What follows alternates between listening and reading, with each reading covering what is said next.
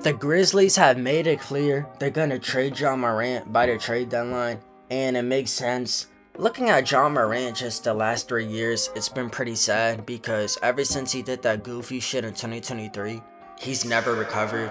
I mean, we're talking about a name that should be up there with Anthony Edwards and SGA right now. Instead, the Grizzlies are gonna trade him, probably for a pack of Skittles.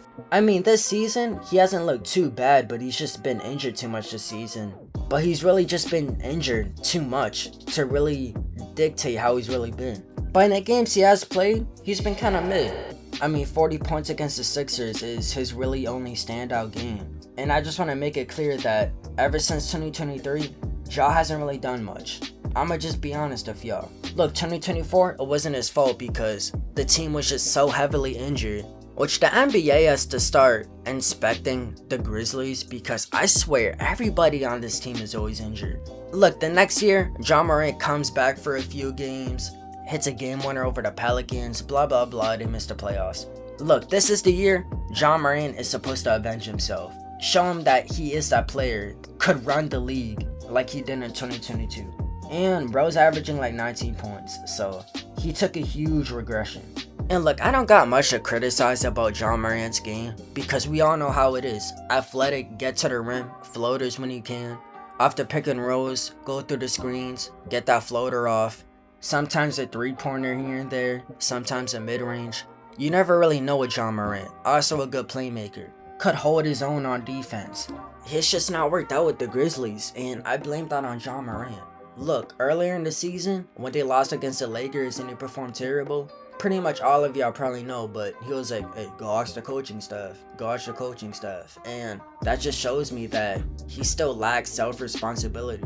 You know what I'm saying? He just lacks self-accountability. Now look, I don't know John Morant's situation, so I don't want to act like I'm completely right here. Maybe some shit did go down in which John Morant was right and should be blaming the coaching staff. But to me, it just sounds like he's complaining because he's salty. He's salty he's doing bad.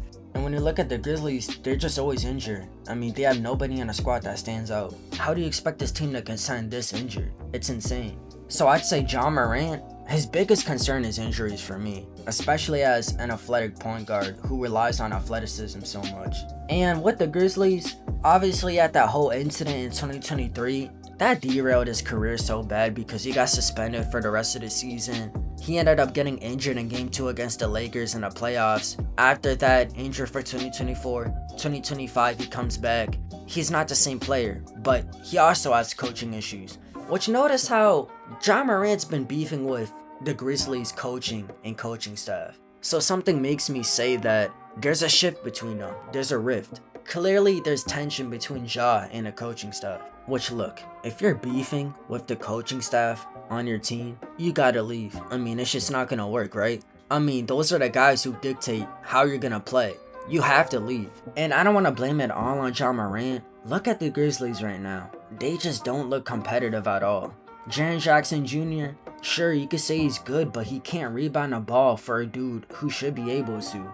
And then the second best player on the team, and then the third best player on the team is Sauti Aldama. So as you guys can see right now, they're pretty down bad. They don't have no difference maker. So I'm glad that Ja is leaving because I think both teams need it.